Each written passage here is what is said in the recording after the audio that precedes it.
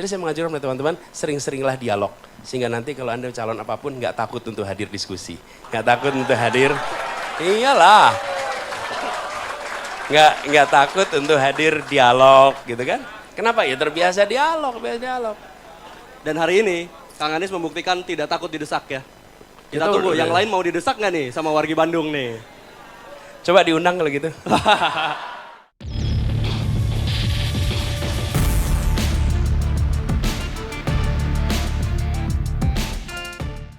Sudah siap untuk didesak Kang Anies? Saya udah didesak Desak bertahun-tahun. terus ya. Dan kita akan desak lebih keras lagi hari ini. Siap. Kang Anies ini pernah jadi guru, pernah jadi menteri, pernah jadi gubernur. Dan sekarang katanya mau nyalon presiden, bener Kang? Kelihatannya gitu. Kelihatannya gitu.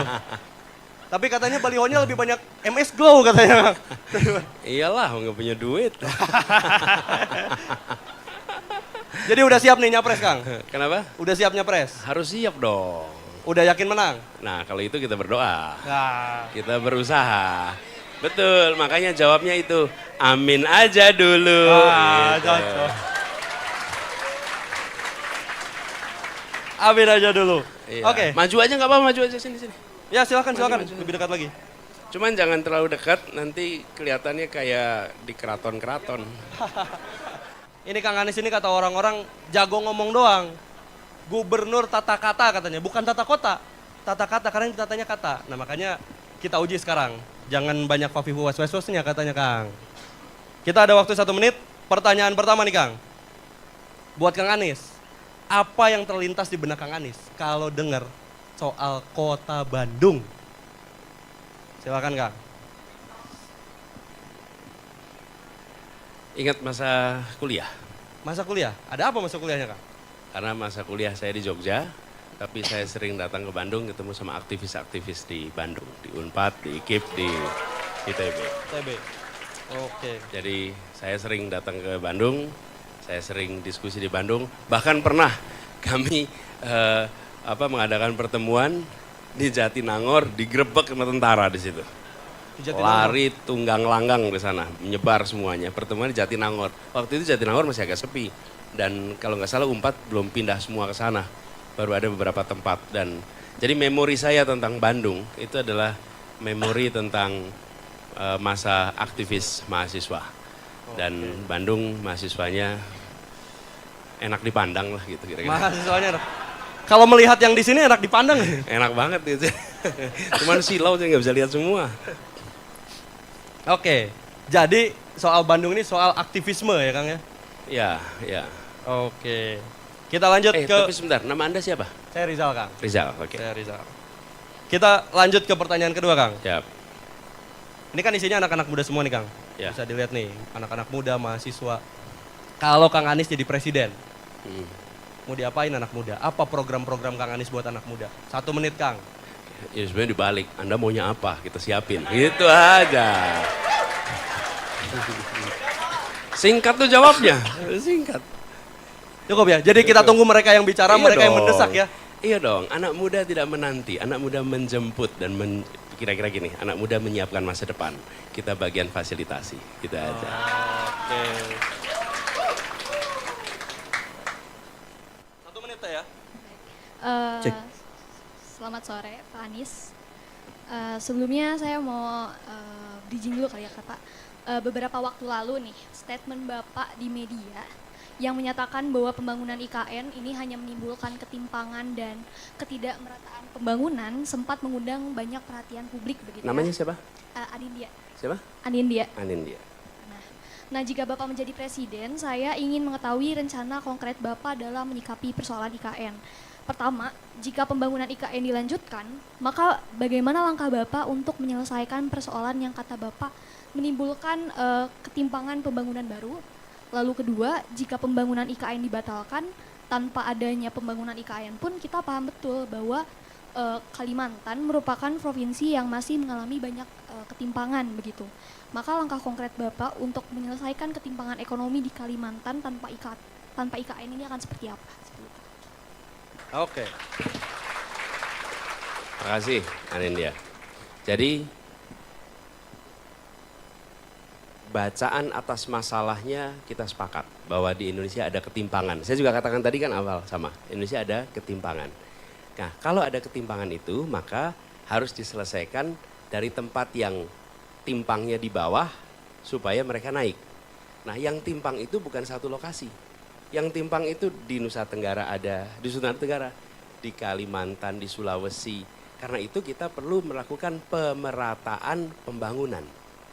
Tapi kalau kita, timpangan itu kita putuskan dengan membangun satu tempat, maka tempat-tempat yang timpang-timpang lain dapat apa? Dapat apa di tempat yang lain? Nggak dapat apa-apa. Yang dapat di mana? Ya cuma satu tempat itu aja. Itulah sebabnya kenapa kami melihat lebih penting membangun tempat-tempat yang hari ini tertinggal, supaya mereka punya pertumbuhan ekonomi yang baik, kualitas sumber daya manusia yang baik. Jadi bukan hanya satu tempat, tapi kalau kita hanya bangun satu tempat, yang lain-lain tertinggal juga. Justru itulah kami melihat kenapa penting. Nah, bagaimana dengan Kalimantan? Jadi pembangunan ini yang menarik adalah, yang penting diteruskan, itu adalah pembangunan jalan tolnya, pembangunan rel kereta apinya, itu penunjang yang harus terus dibangun di Kalimantan. Supaya antar kota itu terjadi konektivitas. Kang, waktunya sudah 1 menit. Oke, itu jawab. Siap. Baik, Mau ada follow up, silakan. baik, jadi kesimpulannya apakah akan dilanjutkan atau seperti apa? Wah, Saat ini itu sudah jadi undang-undang. Jadi undang-undang. Jadi kalau kami melihat selama undang-undang itu ada, maka belum ada perubahan. Oke, tetapi kami melihat anggarannya, anggaran yang dibutuhkan untuk membangun tempat itu 460 sekian triliun, itu kalau dipakai untuk mengangkat guru P3K maka jutaan orang bisa terbawa. Kalau itu dipakai untuk membangun puskesmas, maka kelurahan-kelurahan se-Indonesia yang belum ada puskesmas bisa dibangun puskesmas. Kalau itu dipakai untuk memperbaiki kesejahteraan polisi, tentara, serdadu yang pada mereka kurang, mereka akan mendapatkan manfaat jauh lebih besar. Jadi itu tantangannya. Ketika kita mengalokasikan uang begitu besar di satu tempat, maka ada tempat-tempat lain yang sesungguhnya membutuhkan yang tidak dapat. Ya, Terima kasih Pak sebelumnya. makasih. Oke, terima kasih Anindya. Boleh tepuk tangan untuk Anindya. Cek. Assalamualaikum Pak Anies. Waalaikumsalam. Ya, perkenalkan Pak Anies, saya Alif dari Bandung asli. Ya, saya boleh punya beberapa pertanyaan Pak? Gak apa-apa, asal 1 menit. 1 menit, oke. Udah kelihatan di situ. Yang pertama, tadi sudah disampaikan tentang IKN. Pak, saya mau gamblangnya. IKN, Ibu Kota Indonesia, Jakarta atau Kalimantan? Itu yang pertama. Yang kedua, berapa nilai penegakan hukum di Indonesia periode sekarang? Nilai penegakan hukum di Indonesia periode sekarang. Yang ketiga, bagaimana komentar Bapak tentang stigma, mohon maaf ya saya sebut, kasus MK. Bagaimana pandangan Bapak terkait hal itu? Terima kasih. Belum Oke, 1 menit. terima kasih Kang Alif. Banyak juga pertanyaannya Kang. Masih ada lagi Om. Oh jangan, 1 menit. Ini, kalau kata undang-undang, hari ini ibu kotanya masih Jakarta. Dan menurut undang-undang nantinya akan pindah ke Nusantara. Betul nggak?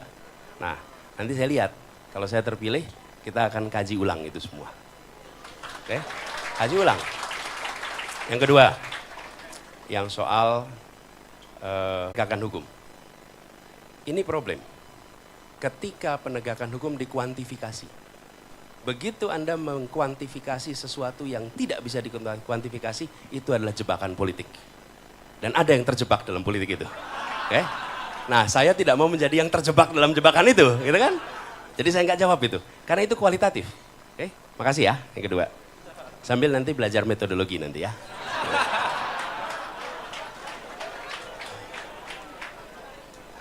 Ampun. Gini,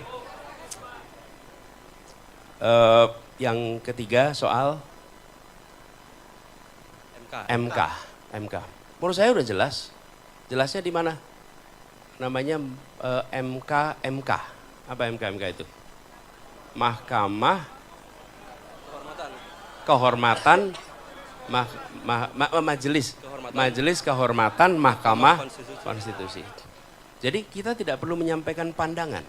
MK sudah mengatakan telah terjadi pelanggaran kode etik. Berat sampai harus diberhentikan. Udah jelas. Karena itu jangan tempat lain meniru peristiwa itu. Jangan itu dijadikan contoh ya. Oke. Jangan. Karena kalau itu belum dihukum, belum diproses, nah kita boleh kasih penilaian. Sekarang sudah diproses, sudah jelas tuh. Buktinya ada ini, dan ketika kita mengatakan itu terjadi pelanggaran, itu melanggar kode etik, itu bukan tuduhan. Itu kesimpulan mahkamah yang lebih tinggi daripada Mahkamah Konstitusi. Oke. Betul nggak? Dan ini menurut saya ini pertanyaan ini penting sekali. Penting sekali. Kenapa? Seluruh Indonesia sekarang mengalami masalah. Banyak tempat yang mengeluhkan. Saya terima keluhan. Pak, ini pengangkatan guru, ada yang diangkat karena saudaranya kepala sekolah. Betul nggak? Diangkat karena saudaranya kepala dinas. Diangkat karena punya orang dalam. Terus gimana kita mau menegakkan kalau di MK terjadi peristiwa seperti ini? Betul tidak? Jadi menurut saya ini udah disampaikan MK, kita melihat jangan sampai terulang lebih jauh ya. Cip, makasih. Izin follow up? Oh ya, boleh. Ya. Ayo, Baik. jangan lama-lama Kang. Iya aman. Yang pertama tadi terkait dengan IKN. Preferensi Pak Anies pribadi hari ini, Jakarta atau Nusantara? Masih yang pertama. Yang kedua, tadi langsung ke MK. Ketika MK saja seperti itu, Ketua KPK saja begitu, lalu kepada siapa lagi kami bisa percaya sebagai rakyat? Oke. Jadi gini, Indonesia ini sedang menuju perubahan untuk pertumbuhan bagi pembangunan dan lain-lain. Anggaran yang kita miliki itu terbatas. Ruang fiskal untuk pembangunan itu terbatas. Lebih baik ruang fiskal itu dipakai untuk urusan-urusan yang urgen. Kita masih punya banyak anak-anak yang stunting. Kita masih punya banyak orang tua yang belum mendapatkan jaminan kesehatan. Itu jauh lebih penting menggunakan anggaran kita daripada pada saat ini membangun bangunan untuk ibu kota baru. Masih bisa memanfaatkan Jakarta sambil pembangunan yang urgen itu dikerjakan. Bahwa pada waktunya nanti dipandang kita sudah punya kekuatan fiskal dan itu dianggap sebagai sesuatu yang prioritas. Prioritas dianggapnya oleh siapa? Bukan oleh saya, tapi oleh tim pakar. Orang-orang yang pakar. Jadi kesimpulannya itu berdasarkan proses yang objektif transparan. Ketika mereka menyimpulkan bahwa objektif transparan kita lakukan alokasi anggaran ke sana, kita kerjakan. Tapi yang urgen hari ini masih jauh lebih banyak lagi. Oke. Lalu yang terakhir tadi soal Singkat aja Kang. ini yang tidak apa diharapkan ya, ada kejadian MK. Titipkan harapan itu pada perubahan. Insya Allah kita lakukan perubahan di sana. Tegas kan? Baik, terima kasih Pak Anies. Yuk, makasih. Saya doakan menang Pak. Amin. Jadi presiden Pak. Amin, amin. Ini mentang-mentang udah masa kampanye nih. Jadi ngajak-ngajak perubahan. Mic-nya Kang, boleh disimpan Kang. Jangan dibawa Kang. Masih banyak yang mengantri Kang. Baik, bismillahirrahmanirrahim. Assalamualaikum warahmatullahi wabarakatuh. Mohon izin, mungkin Kang Rizal karena waktunya singkat, jadi mungkin saya berjanji tidak akan ada follow up question Pak Anies. Tapi izinkan di 1 menit pertama saya tidak bertanya tapi menyampaikan sesuatu. Di kota yang sangat saya cintai ini, saya mau menyampaikan kepada Pak Anies bahwa mungkin Bapak tidak akan ingat saya. Tapi sejak 7 tahun lalu saya akan selalu ingat Bapak. Karena izin memperkenalkan diri Pak, saya Sarah Ardiwinata, Ketua OSIS SMA 8 Bandung, yang 7 tahun lalu pernah dibuat penangis oleh Mendikbudnya karena digagalkan untuk menjalankan ospek yang sudah dia konsep sedemikian rupa, dan itu saya Pak. Dan saya mau menyampaikan di hadapan Bapak, kalau di 2016 Bapak pernah membuat saya menangis karena kebijakan Bapak, saya meminta tolong untuk di 2024 jangan membuat saya menangis 2 kali karena melihat Bapak kalah di pemilu.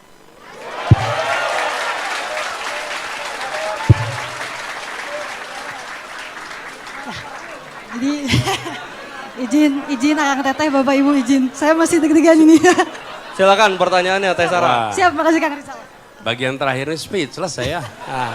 Mau jawab apa lagi gitu ya? Izin, masih deg-degan. Ya. Ya, baik, mungkin langsung saja ke pertanyaan Pak. Karena saya udah janji nggak ada follow up question, saya langsung bertanya 2 pertanyaan. Mewakili kaum muda yang ada di kota Bandung ini, saya ingin bertanya Pak, mungkin anak muda identik dengan mereka yang jogetnya paling asik, atau mereka yang selalu nanyanya ringan-ringan, lucu-lucu. Padahal yang ingin saya tegaskan mungkin sekali lagi di Kota Bandung, di hadapan Akang Teteh, di hadapan Bapak yang saya sangat hormati, bahwa anak muda bukan tentang mereka yang hanya joget-joget saja. Jadi yang ingin saya sedikit tanyakan, mungkin terlalu banyak yang sudah bertanya tentang apa dan bagaimana terkait dengan problematika yang ada di negara ini. Bolehkah saya di kesempatan yang luar biasa ini bertanya sekali lagi, dan Bapak tegaskan sekali lagi di Kota Bandung ini, mengapa Pak? Mengapa Presiden Republik Indonesia? Dari semua pilihan hidup yang bisa Bapak pilih dan lanjutkan, mengapa Presiden Indonesia? Dan yang kedua, saya tidak akan bertanya isu spesifik Pak Anies, tapi saya ingin di masa kampanye ini yang memang pasar dan lapangannya adalah menawarkan gagasan, ide yang konteksnya adalah baru akan terlaksana ketika memang Bapak sudah menang. Tapi di masa kampanye ini izinkan Pak untuk disampaikan di Kota Bandung ini, bagaimana Bapak yang selalu dicap sebagai pemimpin yang tata kata bukan tata kota, menegaskan bahwa gagasan-gagasan Bapak yang luar biasa ini, ide-ide yang amat luar biasa ini bersifat implementatif dan memang rasional. Mungkin sekian Pak, terima kasih. Terima kasih, Sarah. Ya. Silakan Kang Anies. Gini, Sarah makasih. Pertama tentang mengapa memilih presiden dari segitu banyak opsi. Begini Sarah, kalau saya menyiapkan, maka saya akan mencari dana, saya akan mencari partai, lalu saya akan mencoba bagaimana caranya menjadi calon presiden. Saya ini sedang bertugas di Jakarta, menjadi gubernur. Kemudian saya dipanggil untuk menjadi calon presiden. Yang mengundang adalah Partai Nasdem yang tidak mendukung saya dalam Pilkada 2016-2017. Justru yang mengundang. Jadi saya ini diundang. Nah saya selalu katakan, saya kalau ada panggilan tugas untuk mengurusi bangsa ini, saya akan bilang ya, saya siap. Seperti ketika Sarah dapat panggilan tugas jadi ketua OSIS. Oke, saya siap, saya kerjakan. Kenapa? Karena ini adalah sesuatu yang terhormat. Dan kami ingin menjaga agar tugas di dunia politik itu adalah tugas yang dijaga kehormatannya. Dan saya pilih untuk menerima panggilan itu, dan sekarang saya menjadi calon presiden. Bukan saya mendaftar, tapi saya dapat panggilan untuk menjadi calon presiden. Dari partai politik sekarang Nasdem, PKS, dan PKB. Gitu ceritanya. Nah, yang kedua. Anda tahu Jakarta International Stadium? Nah, bisakah hanya dibangun dengan kata-kata? Tidak. Oke. Anda tahu semua 250 km trotoar di Jakarta. Bisa dibangun kata-kata? Tidak. Tahukah Anda sekarang di Jakarta dimanapun lokasi Anda berdiri 900 meter Anda akan dapat taman di Jakarta. Dan di Jakarta kita membangun sekolah net zero school. Pertama di Indonesia kita bangun di Jakarta. Semua sekolah baru di Jakarta net zero school. Nggak bisa kata-kata. Jadi yang saya ingin sampaikan adalah ya alhamdulillah Tuhan memberkati, Tuhan memberikan taufik, memberikan petunjuk sehingga saya bisa mengkomunikasikan gagasan. Allah yang berikan itu semua. Itu bukan buatan saya. Saya diberikan hidayahnya, diberikan taufiknya, diberikan rahmatnya sehingga bisa berkomunikasi. Tapi juga alhamdulillah Allah berikan saya kemudahan untuk bisa bergerak bersama teman-teman di dalam mengeksekusi. Karena itu kami selalu sampaikan 3 hal. Gagasan, narasi, karya. Ujungnya karya. Dan kalau mau lihat kepemimpinan ke depan di masa kampanye, saya usul nih, betul sekali dikatakan Sarah. Sarah tadi mengatakan, semua mengatakan tentang besok, padahal yang dikatakan tentang besok itu baru bisa diketahui kalau terpilih, bukan? Betul. Karena itu dalam memilih, jangan hanya lihat visi misi, lihatlah rekam jejaknya, rekam karyanya, rekam gagasannya, rekam kepemimpinannya. Ini mendadak pemimpin atau udah dari dulu pemimpin? Ini instan pemimpin atau dari dulu dia pemimpin? Ini dari dulu sudah berkarya untuk masyarakatnya atau mendadak berkarya untuk masyarakatnya? Betul tidak? Lihat rekam karyanya, rekam pikirannya, rekam prestasinya. Karena masa lalu adalah prediktor terbaik untuk masa depan. Oke. Masa lalu prediktor. Jadi kalau Anda memprediksi seseorang, jangan tanya besok mau ngapain. Oh dia bisa ngarang. Dan dia bisa memberikan jawaban yang membuat kita semua terpesona mau ngapain. Oh dia bisa ngarang. Dan dia bisa memberikan jawaban yang membuat kita semua terpesona. Tapi kalau ditanya apa yang sudah Anda kerjakan, maka dia tidak bisa bohong dan tidak Terima kasih, Teh Sarah. Oke. Lawan dia. Simbol perlawanan katanya. Cek. Oke. 1 menit, Kang. Siap. Selamat. Haikal Pak, saya ketua BEM Unpad. Pernah ke Jatinangor kan Pak? Oke. Menarik Pak, saya tadi sudah disinggung terkait penggusuran, sudah disinggung berbagai permasalahan. Saya mau menanyakan komitmen Bapak sebenarnya di situ. Saya mau mendesak. Rasanya mungkin banyak di sini, ya Bapak juga pernah terakhir aktivis dan pernah digerebek katanya kan di Jatinangor. Rasanya beribu kali Pak rakyat hari ini menyuarakan hak-haknya, seringkali mendapatkan kecaman dan represi. Tidak hanya di Jakarta, di Bandung, tapi di berbagai kota. Baik itu mahasiswa, rakyat, dan petani, nelayan, dan lain sebagainya. Saya mau mendesak komitmen Bapak. Apakah nanti Bapak berani mereformasi total aparat penegak hukum, TNI dan Polri, yang beberapa tahun terakhir semakin tidak dipercaya oleh publik? Terima kasih. Silakan, Kang Anies. Ya, dan itu memang harus dilakukan reformasi. Jadi harus dikerjakan dan dikerjakannya dengan menggunakan objektivitas. Kenapa harus objektivitas? Karena dengan objektivitas semua pihak akan menerima agenda reformasi. Tapi kalau reformasi itu dengan subjektivitas maka akan memunculkan resistensi. Oke? Dan kita menemukan di lapangan bagaimana masyarakat menemui tindakan-tindakan yang represif, salah satunya karena metode yang tidak pernah diupdate. Jadi ya, itu akan dikerjakan dan pendekatannya objektif. Oke. Siap. Follow up question, Pak. Pendekatan dengan objektif tadi.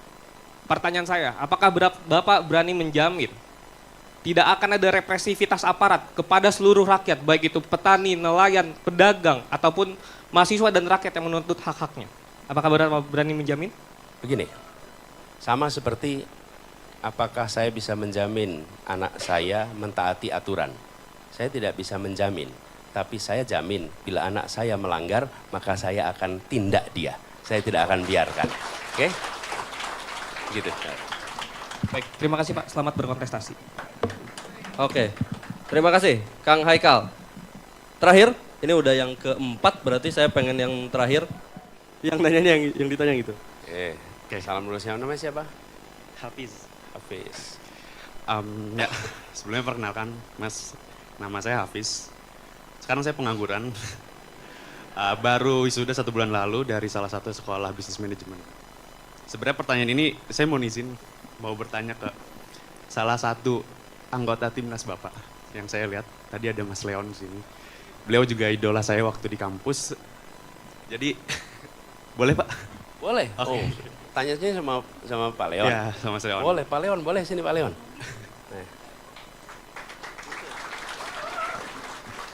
Oke. Yuk, saya temenin ya Pak Leon, kita berdiri Boleh. sama-sama Pak Leon. Silakan, Pak Mas Leon. Jadi gini Mas Leon, beberapa waktu lalu saya sempat scroll TikTok dan lihat salah satu calon wakil presiden ditanya sama mahasiswa S2 tentang isu lapangan pekerjaan di Indonesia. Dan jawaban yang keluar adalah ya udah jadi pengusaha aja. Nah, sebenarnya kan banyak teman-teman saya karena Kapan kebetulan itu, di mana, siapa? Loh, masa nggak berani? ada Mas. Yaudah. Ya, inilah sebabnya mengapa Indonesia harus punya kebebasan berbicara. Betul nggak? Oke. Nah, Ya, udah. kebetulan saya juga mahasiswa jurusan bisnis dulu. Jadi mau minta pendapat ke Mas Leon sebagai pengusaha juga. Bagaimana tanggapan Mas Leon terkait dengan isu pemuda yang kesulitan untuk mendapatkan lapangan pekerjaan? Oke, sebelum dijawab, bagi yang belum kenal, mayoritas sudah kenal pasti. Pasti Anda tahu Tokopedia, bukan? Nah, beliau ini adalah co-foundernya Tokopedia. Jadi, sebetulnya he is the brain belakangnya Tokopedia itu. Yuk, Pak Leon silakan. jadi desak Pak Leon nih ya. Waduh, Jadi terima didesak. kasih. Ini Silakan. kayaknya mentang-mentang namanya Timnas Pak Anies. Ini umpan terobosannya. Oke, terima kasih ya tadi sudah diperkenalkan oleh Pak Anies. Nama saya Leon, saya co-founder Tokopedia. Dan saya cukup surprise, terima kasih Pak diberi kesempatan. Ternyata saya langsung diminta oleh Pak Anies sih untuk menjadi co-kapten. Jadi terima kasih. Menjawab, wah ini pertanyaannya nyerempet-nyerempet nih ya. Jadi begini, menurut saya Indonesia ini kan Bhinneka Tunggal Ika. Jadi kita sudah tahu bahwa secara DNA kita itu memang berbeda-beda gitu.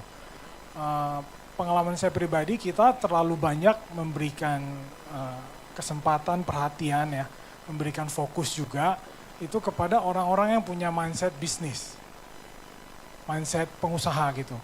Kalau kita lihat, begitu dengar kata-kata pengusaha, itu kesannya level mereka tuh di atas kita. Seberapa kecil pun usahanya dia, pokoknya kalau dia pengusaha, wah levelnya di atas gitu. Nah itu menurut saya satu hal yang harus kita rubah. Makanya Pak Anies dan Pak Muhaimin membawa agenda perubahan. Kenapa? Karena banyak sekali orang-orang yang talentanya itu bukan berusaha, bukan pedagang, bukan pengusaha gitu. Kita tahu kita ada pekerja kreatif, ya kan? Terus kita ada buruh juga. Kita tadi pagi ke Pangalengan ketemu dengan petani, kita juga memberikan perhatian yang sama gitu. Nah, semangat Bhinneka Tunggal Ika itu harus ada dan mereka itu harus mendapatkan perhatian yang sama juga. Bahkan tadi kita dialog, ada satu keluhan bahwa mau mendapatkan financing saja, ternyata ada kejadian bahwa sektor pertanian itu tidak diprioritaskan. Itu keluhan yang kami dengar. Nah itu menurut saya tidak baik. Nah kita tahu bahwa kita itu Bhinneka Tunggal Ika kan. Kita harus menghargai itu. Ada orang yang memang forte-nya itu pekerja profesional. Why not gitu? Misalnya kita lihat, kita memuja, mengidolakan orang-orang seperti Steve Jobs, seperti Bill Gates yang adalah founders. Tapi kita juga mengidolakan orang-orang seperti Satya Nadella. Dia itu bukan founders, dia itu profesional, dia kerja di Microsoft sudah lama, tapi kemudian dia menjadi pemimpin dan kita mengidolakan dan kita belajar dari dia gitu. Ada juga orang-orang seperti Tim Cook gitu. Nah, saya rasa ini yang harus kita utamakan. Kemudian yang terakhir ya, kita harus tetap mengusung semangat meritokrasi. Ya, kita tidak bisa itu semua berjalan dengan instan, itu nggak bisa. Kemudian kita juga tahu tidak semua orang punya privilege untuk langsung menjadi pengusaha. Kita tahu juga tidak semua orang punya privilege dan tidak semua orang yang minim pengalaman mendadak kita minta dia untuk menjadi pengusaha itu tidak bisa. Oke. Cukup ya Mas. Semoga menjawab, tetap semangat, tetap berkarya untuk Indonesia. Terima kasih. Terima kasih Pak Leon. Yang mendadak didesak nih gara-gara Kang Hafiz. Cukup Kang Hafiz? Cukup. Siap, terima kasih Kang Hafiz. Kang Hafiz jangan bilang nganggur, lagi masa tunggu. Iya. Nganggurnya sambil usaha juga. Ya, syukur Oke. lah, gitu. Thank you Kang Hafiz. Nanti kalau diwawancara, ditanyain pengalaman. Sering nggak ditanyain gitu kalau ditanyain pengalaman? Sering banget. Terus jawabnya gimana tuh? Kan anak muda nggak punya pengalaman. Tergantung anak muda yang mana dulu. Nggak gini aja bilangnya. Oke. Bapak, memang saya baru lulus. Kalau Bapak cari yang berpengalaman silahkan orang tua. Kalau cari orang muda saya beri masa depan. Siap. Terima kasih Pak. Terima kasih Kang Hafiz. Oke, saya punya slot satu pertanyaan lagi. Sambil ini foto. Tapi saya ada intermezzo dulu nih. Ada orang yang mobilnya Avanza, platnya D1223 BSP. Ini tolong segera dipindahkan. Saya udah digangguin sama tim saya dari tadi nih. Sampai akhirnya terdesak juga saya buat ngomong. Oke, satu lagi. Saya salut sama kegigihannya Akang, jadi Akang langsung aja ke depan Kang. Silakan Kang.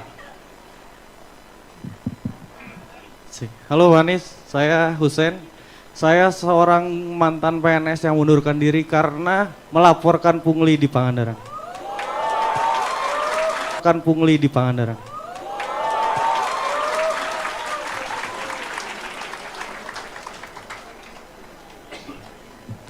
Tapi concern saya udah bukan di pungli lagi, concern saya sudah di pendidikan. Per hari ini anak sekolah kita, anak-anak murid saya dikabarkan IQ-nya di angka 78,49, itu by data. Kurikulum Merdeka ini mencoba merubah sistem pendidikan di Indonesia. Pertanyaan saya pertama, ini perubahan atau konsistensi seorang menteri saja? Kurikulum Merdeka. Faktanya di Indonesia anak-anak sekolahnya tuh rata-rata punya IQ 78,49. By Kompas itu datanya. Oke, itu satu. Yang kedua, di Jepang itu saat Hiroshima Nagasaki yang dicari oleh Kaisar Hirohito itu adalah guru. Sedangkan di Indonesia saat ini ada guru SMP di NTT, Lukas Koko. Tinggal di perpustakaan, gaji tidak dibayar 10 tahun. Apakah nasib guru akan selalu seperti ini? Apakah cuman jadi gorengan janji-janji pilpres tiap tahun saja? Sampai kapan? Saya di sini berjuang untuk teman-teman saya guru-guru honorer. Untuk teman-teman saya yang baru lulus di universitas pendidikannya masing-masing. Tidak mau lagi saya melihat ada guru yang digaji 250.000 dipotong sama TU-nya, 50.000 digaji 750.000. Sedangkan semua permasalahan di dunia pendidikan terarahnya kepada kita, bukan kepada atasan kita. Oke. Terima kasih, Kang. Silakan, Kang Anies. Ya, ini saya beri contoh saja ya. Karena kalau saya jawab akan kan besok tuh. Oke, saya bertugas di Jakarta.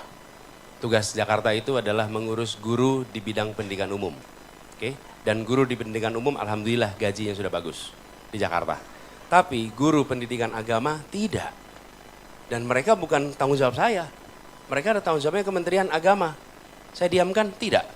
Kami berikan hibah supaya guru-guru pendidikan agama di Jakarta memiliki pendapatan yang setara dengan guru-guru yang pendidikan umum. Jadi kalau saya sekarang berbicara tentang pengangkatan guru honorer secara bertahap, maka saya bukan bicara akan, kami sudah kerjakan di Jakarta, ketika ada ketimpangan, maka kami bereskan ketimpangan itu. Jadi itu buat dasarnya ke depan ya. Kemudian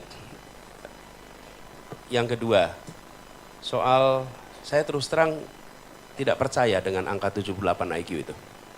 Oke, dan menurut saya itu harus dipertanyakan ulang secara mendasar. Anda lihat angka skor simpanse, menurut saya ini adalah pemangkas percaya diri bangsa. Itu menghancurkan percaya diri kita dengan mengatakan bahwa rata-rata IQ orang Indonesia itu 78. Itu menurut saya tidak boleh kita ulang-ulang. Menurut saya dicek lagi, masa IQ simpanse lebih tinggi daripada IQ rata-rata orang Indonesia? Yang benar aja, coba Anda cek IQ simpanse, itu sampai 90-an. Dan kita bangsa Indonesia, janganlah kita sering-sering memangkas percaya diri kita.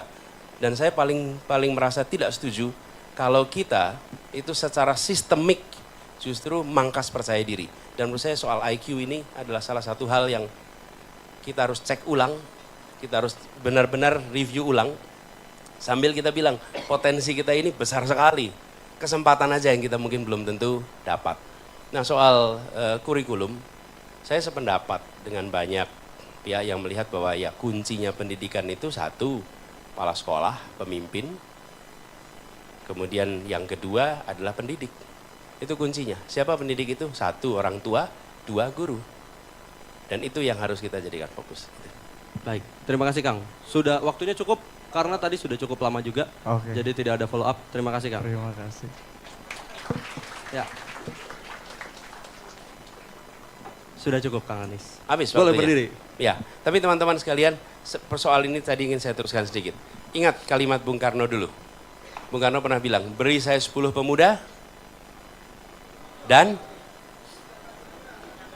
apa katanya? Kita guncangkan dunia, betul tidak? Betul. Teman-teman, ketika kata-kata itu dikatakan, Rizal, kata itu dikatakan, Ya. di saat 95% penduduk ini buta huruf. Penduduk Nusantara itu buta huruf. Jadi kalau Presiden Soekarno mengumpulkan 10 orang pemuda, diambil random, maka ketemunya 9 itu buta huruf. 9 buta huruf? Ya. Dari 10? Kira-kira Yang dengan orang mengguncangkan 9 dunia. buta huruf itu bisa mengguncang dunia apa tidak? Tidak. Tapi kalimat itu bukan kalimat tentang 10 orang mengguncang dunia. Dia sedang mengirimkan pesan, saudara-saudara sebangsaku, jangan kalian tidak percaya diri. Kalian harus punya percaya diri bahwa kita akan bisa mengguncang dunia dengan 10 orang pemuda. Oke? Itu pesan yang tidak memangkas. Coba kalau Bung Karno bilang gini, parah bangsaku ini, 95% buta huruf. Apa yang bisa kita kerjakan dengan orang-orang buta huruf? Apa yang terjadi? Percaya diri kita hancur. Makanya jangan kita menjadi pemangkas percaya diri bangsa. Dan saya termasuk yang mempertanyakan soal itu. Menurut saya itu harus diuji ulang karena kita menurut saya memiliki kecerdasan alami yang luar biasa, yang memiliki potensi yang luar biasa. Gitu ya, makasih. Terima kasih Pak Anies, terima kasih wargi Bandung. Udah pedes-pedes nggak tadi Pak? Ya lumayan, biasa aja sih. Oke. Enggak, Masih tapi biasa teman-teman, saya ingin sampaikan juga teman-teman. Gini, kalau kita semua terbiasa berdialog, maka Anda akan mendengarkan substansi, nggak terlalu mikirkan gaya. Kenapa? Karena Anda terbiasa dialog. Tapi kalau tidak terbiasa dialog, Anda terbawa dengan gaya. Ketika gayanya keras, Anda terbawa emosi. Kenapa? Karena gayanya keras. Tapi kalau Anda terbiasa dengan dialog, maka Anda mendengarkan substansi. Dan kalau mendengarkan substansi, dingin aja nggak apa-apa. Marah apa tidak kan urusan dia. Tajam apa tidak kan urusan dia. Bagian kita jawab sebagai kita biasanya. Jadi saya mengajarkan kepada teman-teman, sering-seringlah dialog. Sehingga nanti kalau Anda calon apapun nggak takut untuk hadir diskusi. Nggak takut untuk hadir, iyalah. Nggak takut untuk hadir dialog gitu kan. Kenapa? Ya terbiasa dialog, Dan hari ini Kang Anies membuktikan tidak takut didesak ya. Kita Itu tunggu, udah. yang lain mau didesak nggak nih sama wargi Bandung nih? Coba diundang kalau gitu. Nanti kita coba ya. Oke, untuk menutup Kang Anies karena waktunya juga sudah habis gitu.